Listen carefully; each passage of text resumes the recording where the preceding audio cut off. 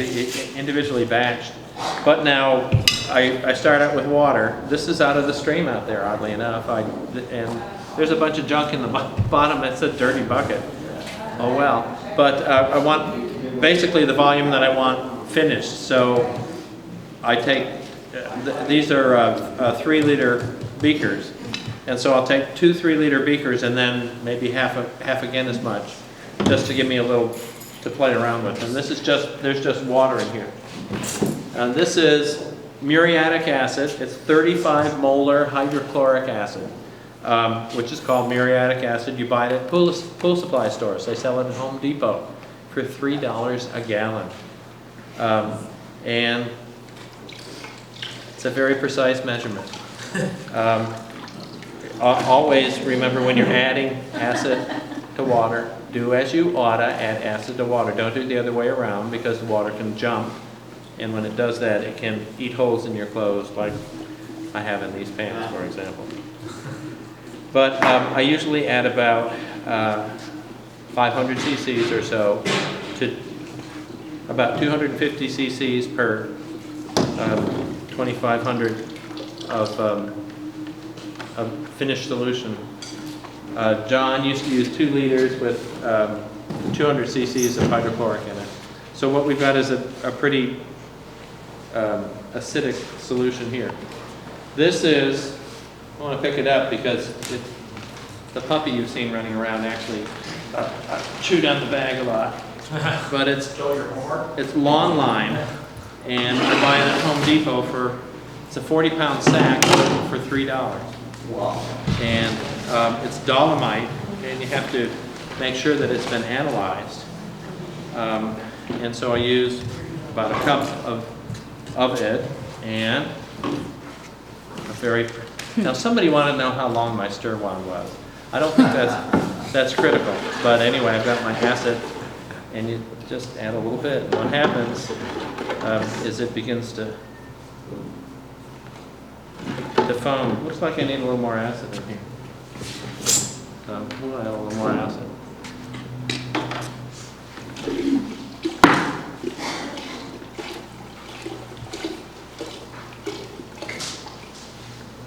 Now I'm being real casual with this stuff. This is 35 molar acid. I wouldn't, unless you know what you're doing. And you notice I don't have gloves on either. So this is sort of insane to do it like this. But now, having said that, and now each time you add a little bit of acid, you'll get a, there, that's better. It should foam, because what you're doing is getting carbon dioxide, and this is mostly, well, magnesium carbonate, and the analysis on it, it's really kind of mixed, but it's no heavy metals is what you want to make sure that your dolomite doesn't have heavy metals. Now I've used azomite. This is a little sand out of John Hudson's yard, in fact. But dolomite like this, the limestone powder, usually gives a very reliable result. So I've got about a cup of dolomite. Add it a little bit at a time. Now John used to have a number that he would chant. 937-487-69318, 937-487-69318, which he doused out, and he used to say that was the Brown's gas activation number, and that would activate the hydrogen in here. And you hear a lot of people talk about the hydrogen. It's all about the hydrogen. We've been talking about the hydrogen for a couple of days on the way to and from the airport. Kind of like the pre-conference conference. Well, that was a little bit too much all at once, but oh well. You can make a really nice apron by cutting the corners off of a garbage bag. And it'll cover the main part of your body. It won't cover your arms very well. You got some? We'll see when I wash it. Uh-huh. You really can't tell until you wash it, but that's the way to find out. And it's nylon, so now who knows? This is from the last time I made it, though.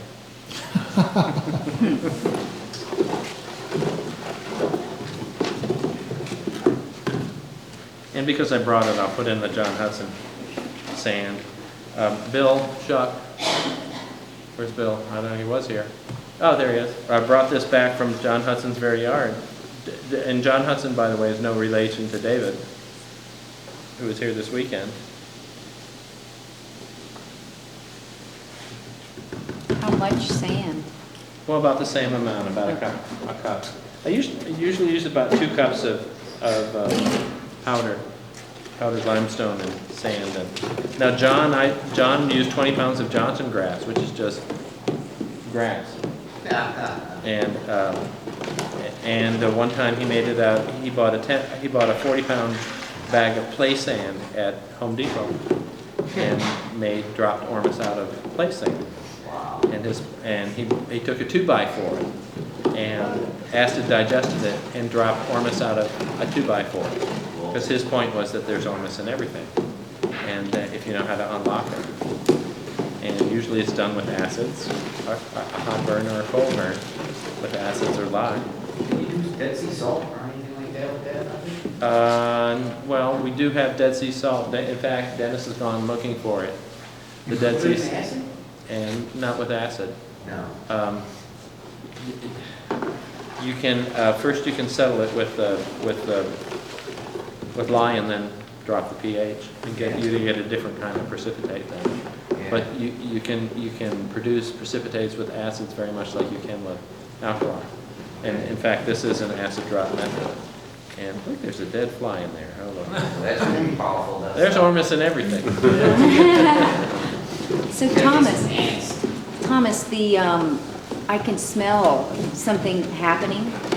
Is it a good idea to use proper ventilation when you're? I don't know that it's that important for this, but normally I would say yes, absolutely. I usually do this on my porch.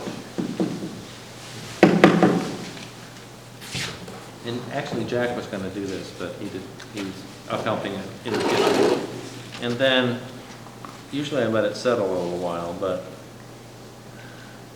and these are just plain coffee filters and paper towels layered up, and in a funnel that you get in the automotive section. This is all Walmart, because I live in Dahlonega. I think it's pronounced mallwort. Yeah. Did you ever try like gold ore with that? The what? You ever like get gold ore, like from a gold mine? Well, I have black sand as well. That's high gold containing. That's high gold containing magnetite, and it doesn't seem to work as well.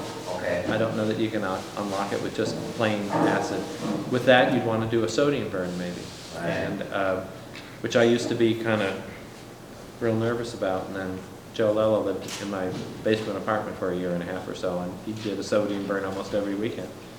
And so I got less and less nervous about it. Cool. So anyway,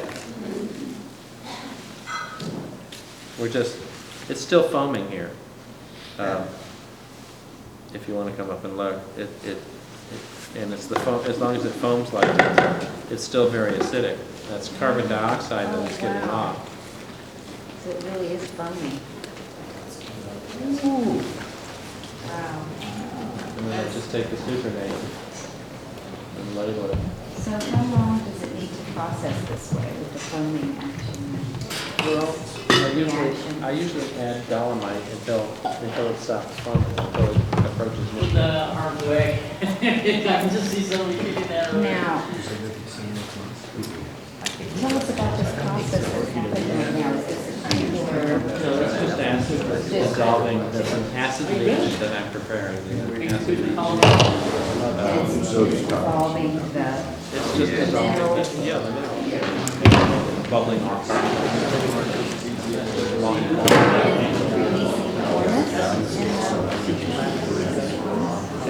What it's doing is dissolving the calcium. Now this is, as you see, filtering. And you want to filter it clear.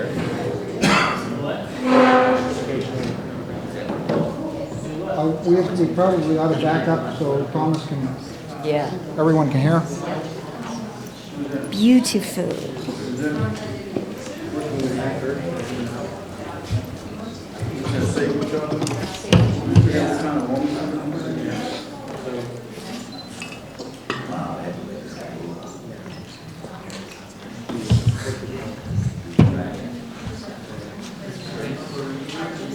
Isn't that amazing?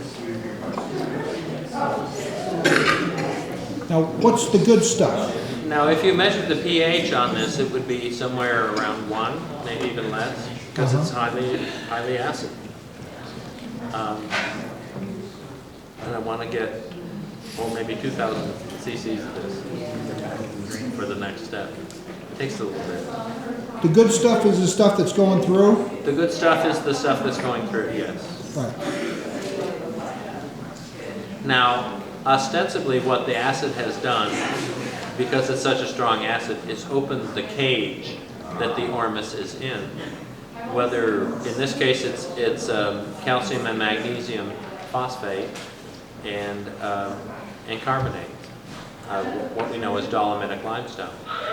And it's letting it out into solution. And I'm about to snap it into another cage, a sulfur cage with sulfuric acid. What do you get sulfuric acid? I buy liquid fire, which is a drain cleaner. Where do you get that? What do you call it? No, I get that at Ace Hardware. Get out of here. Liquid fire. Any Bill? Ace Hardware. Ace Hardware. Yeah. All right. Ma and Pa's, you know, usually have. They might even find Red Devil Lye too, which I have. By the way, I have some here. It disappears. Collector's item. Dennis has gone after it, the lye and the salt water. He's going to hopefully we'll do a saltwater drop too. But now you see that this is very light yellow. I have used as much as 7 pounds of dolomite that I've gotten from Utah, and it's much more yellow. It's almost that ORMUS greeny yellow that's so distinctive. And it depends on the source of what you use for this. And if it sits for a while and it's clearer, then of course it doesn't come up the filters and it filters faster. But anyway, this is the rate reducing step. And I'll usually have, I'm going to set up another one. I usually have three or four of these going. And how many filters do you use? Just a bunch. 3 or 4, I guess. Uh-huh. I don't.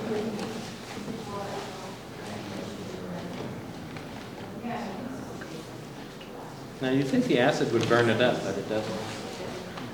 You don't let it settle out before you. Yeah, I usually let it settle, but I didn't.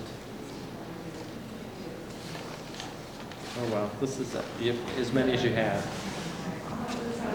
And we'll just. It looks pretty clean.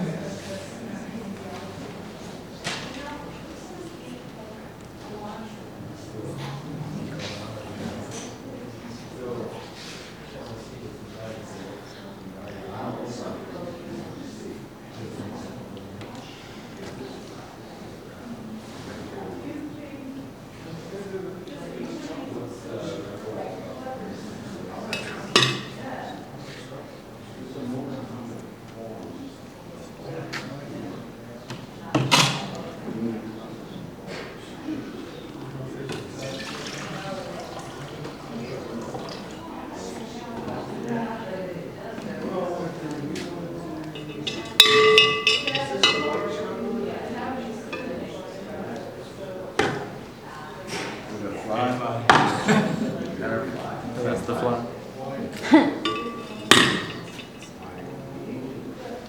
Oh well, it's gonna take a little bit, but.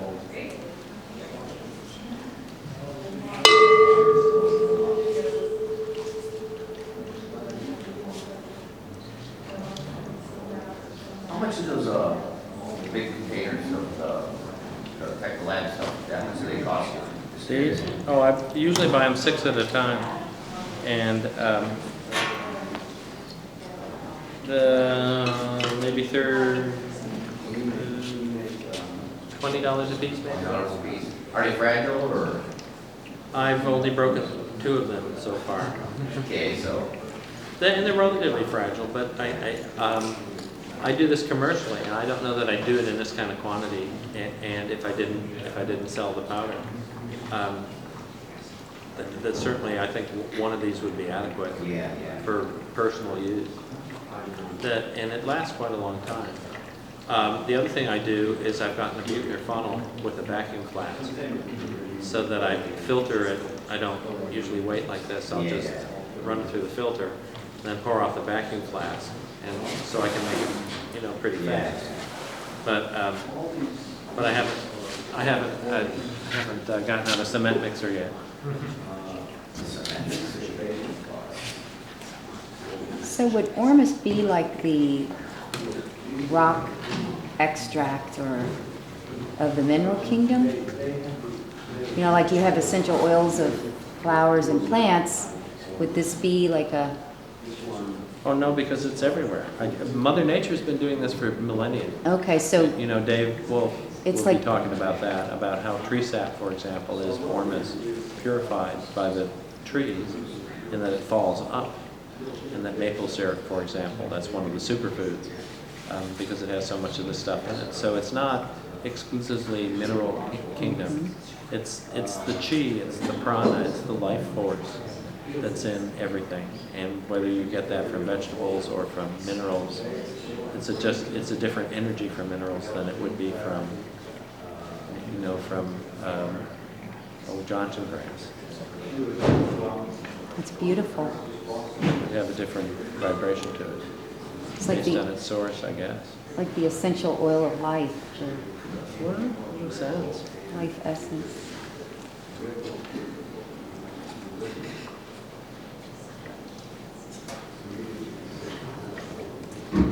Essential.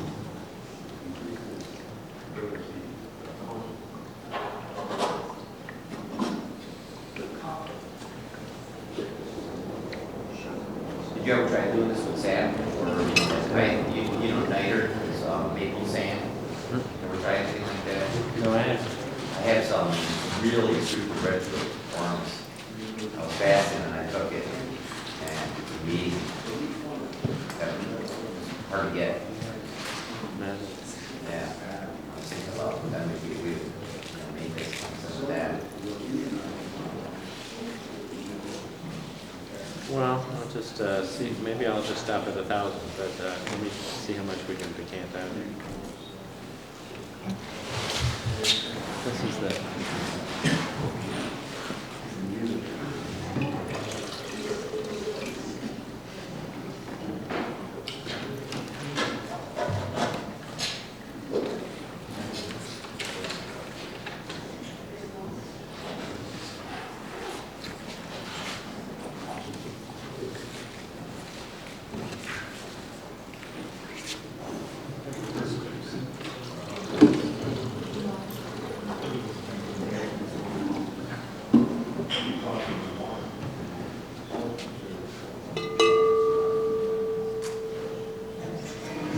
Death wears no sting.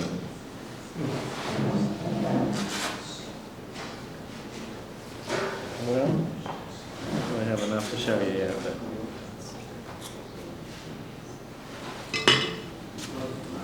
We're getting there. We'll just give it another couple minutes and then I'll...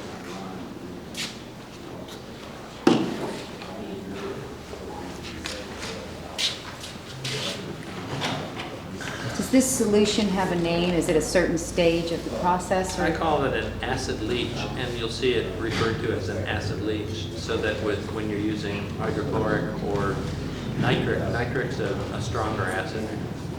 I think more polar is a better way to say that. But you can use different acids. They make different products. different vibrations. I learned with the hydrochloric. John Hudson, no relation to David, was a metallurgist, and he lived in Wickenburg, Arizona.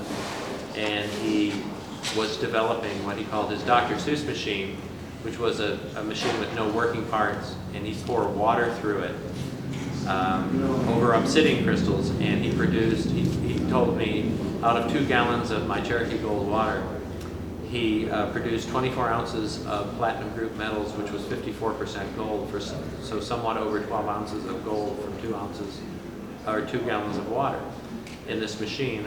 And he would often curse the Johnson Matthey people, the men in black who would come into his yard while he was on the phone. He put down the phone, "Get out of my yard, I'm gonna get my shotgun and shoot you." And he told me he was going up to Las Vegas to let things cool down for a couple of weeks, and on the way he supposedly fell asleep at the wheel and rolled his car without a seatbelt on. And this is a man who you had to insist that he go to bed and sleep for an hour and a half a night. And he would not move his car, wouldn't even start his car until he looked around and made sure you had your seatbelt on. So nothing made sense, and a year after he died, to the day, my phone rang. And it was Charles Dragoo, who's not here today, right here, but he's here at the conference. And he said, "John told me that if something happened to him, I should call you a year later, and you'd know what to do with it." And so that's the night I put it on the internet. For those of you who are from the ORMUS list, we put it on the internet and said, "Here is John's powder." He wanted to give it away, which is what he always wanted to do, is make it a gift, which he did. And so now, there's nothing I do is proprietary enough that I consider it secret, and I show people how to do this. And I think that's why it's so good, is because I just give it away. Last conference we gave pounds and pounds of this stuff away. Nobody wrote a thing about it on the list. They're like, "Whoa, nobody liked it." So, anyway. That's something that we ought to really remember to do, is if you try something and you notice some effect from it, positive or negative, write about it. Tell the story. Oh yeah, post it. That's the kind of thing that really helps everybody know what works and what doesn't, what works for you or what doesn't. Okay. Now, again, I'm being kind of crude about this, because this is a concentrated sulfuric acid. But I've got, 1,250 cc's, and I'm going to pour some sulfuric into it. I hope it works. How much? About 200 cc's or so. And a little stir here.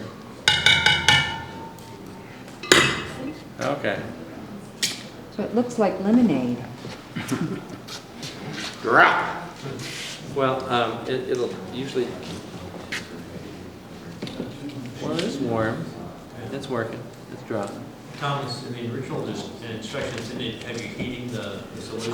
Yeah, John used to heat this. He would boil it and boil it and boil it. At this point, he'd put it on and boil it. And as it gets more concentrated, first of all, that's hot acid. It's eaten up one of my little camp stoves. But, You could heat it in that container? oh yeah, you can heat it. This is Pyrex. But now if you look at this, and you look close, there's a layer of precipitate. It's about halfway up. And it's a very fluffy precipitate. Now it's the white, the supernatant still has the color. But it's separated out pretty well. And I didn't cook it. I don't know why John couldn't get it to precipitate just like this. And for your aliphatic chemists, classic chemists here, this is concentrated sulfuric acid in concentrated hydrochloric acid. Tell me what this is. When I analyzed, I sent some of this powder to Acme Analytics, and they said it was 13% calcium sulfate and 77% inert ingredients. So I thought that was a good sign. And this makes no sense to me from a chemical standpoint. People who know their chemistry look at this and say, this is impossible. It doesn't make any sense. But there it is. You see it. It's nothing. There's nothing there. But that's how easy it is. And so yeah, it's concentrated acid, but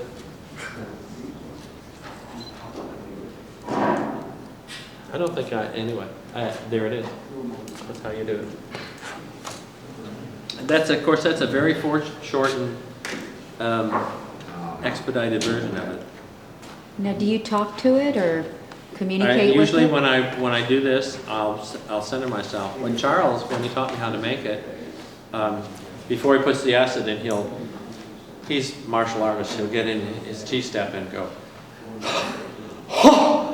and bring up a lot of chi and get himself really grounded, and then he'll put it in. And in fact, that's the first time when we made this with dolomite, and he had fuming sulfuric acid. He had distilled his sulfuric acid, so it was some pretty nasty stuff. And that was the first time that it ever precipitated without being cooked. And he was amazed by it. And well, I don't know why this does this for me, but it does. And other people can do the same thing, it won't work. Your precise measurements. I don't know. Well, you know, one of the big points of the last conference was that the alchemist is an important ingredient in the alchemy. And and Dennis writes about it all the time. Know your alchemist. Know your alchemist. Because it's important.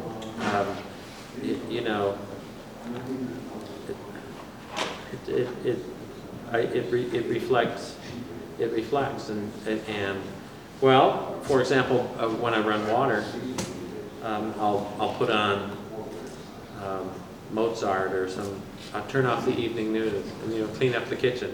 Sharon got a gallon of my water.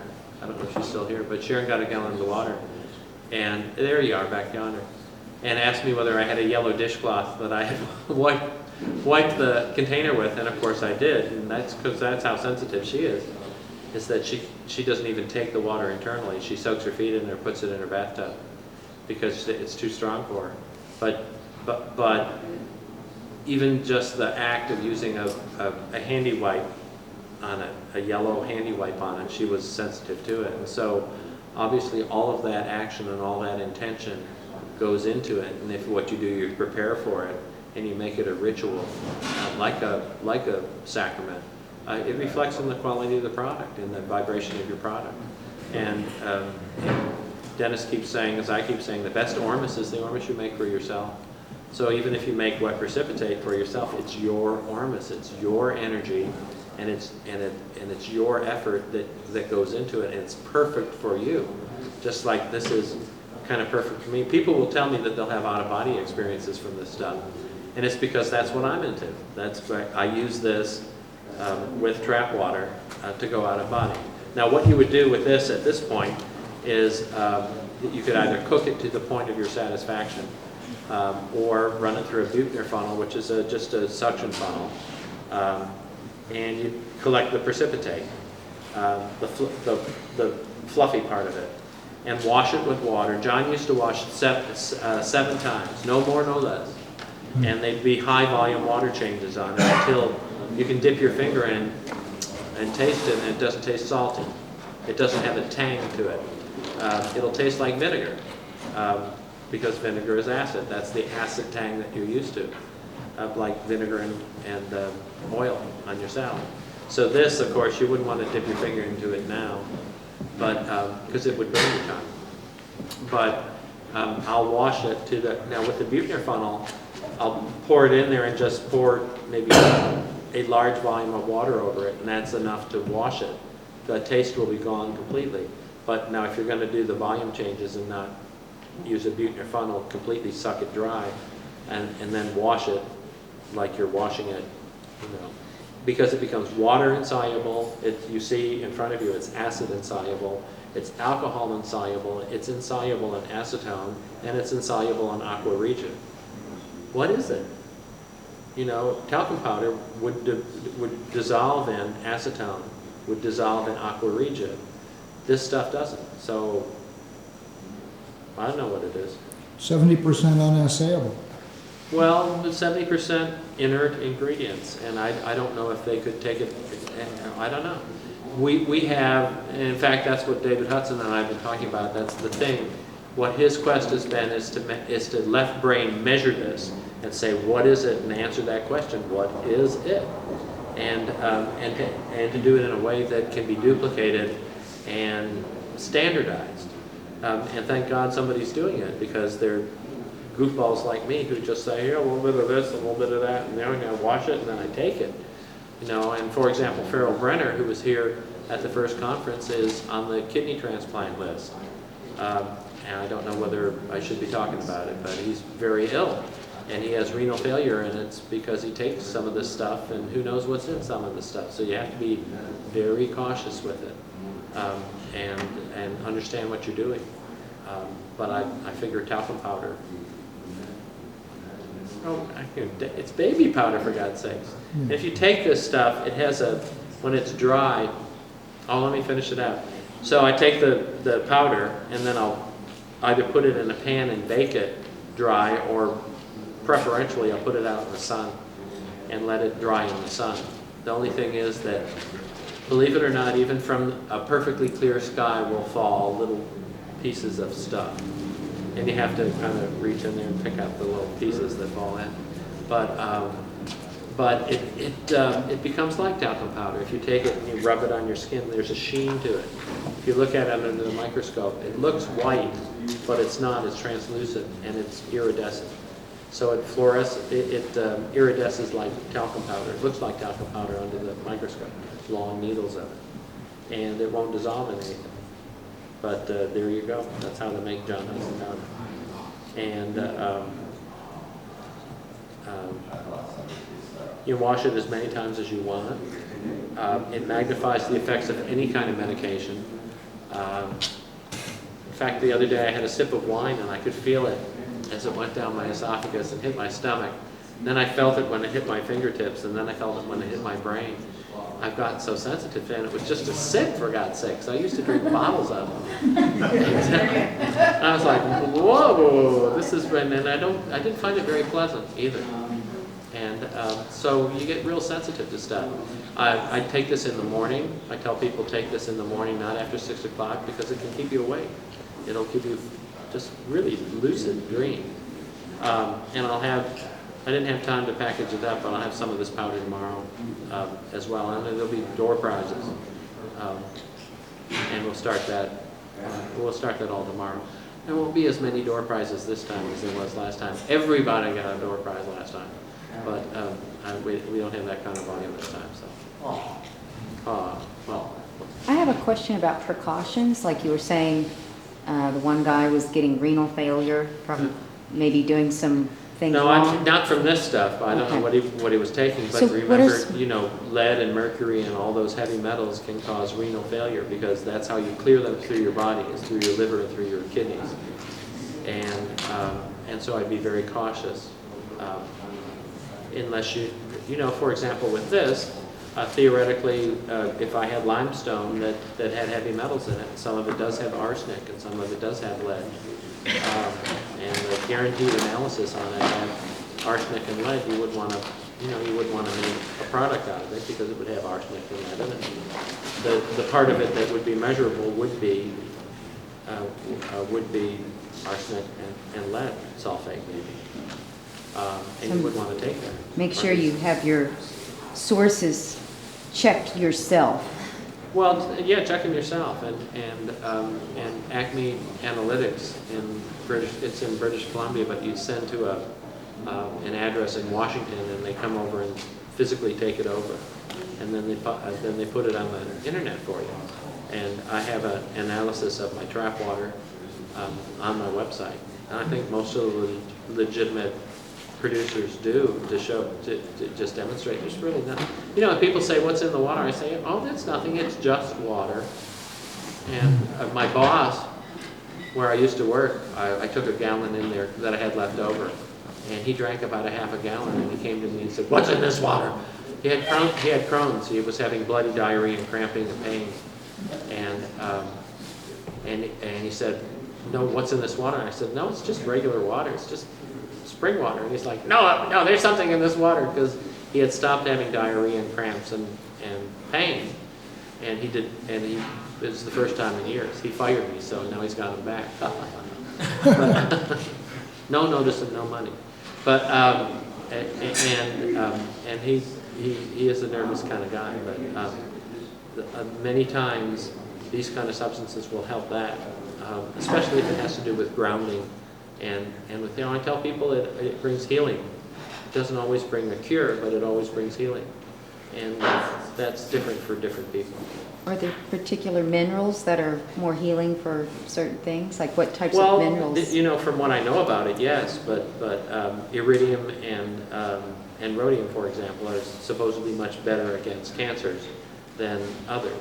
Copper is good to reverse the color of your hair, for example, reportedly. You see, it worked for me. And but it depends. It's mostly anecdotal reports, and that's both the blessing and the curse of the field, because it's inexact and people do believe their intuition and their experience about it. But on the other hand, there's a real need to quantitate it and to standardize it, like David Hudson is going to talk about, and to make it. People would like to use this stuff therapeutically, but they're reluctant. The doctors say, we don't want to lose our licenses. Well, where I work, we don't worry about that. I work in a holistic health clinic here in Atlanta called Progressive Medical Center, and we're doing alternative therapies for cancer and having some success with it. What is your website? My website is CherokeeGold.net, but where I work is ProgressiveMedicalCenter.com. Now there's a legend about your water, isn't it? The Cherokee legend of Tralita? Well, I'm not really here to talk about the water, but yeah, there's a legend associated with the spring that I get my water from, and it's good water. And water makes a difference. Your water source will make a difference. Not all water has lots of ORMUS in it. Thank you.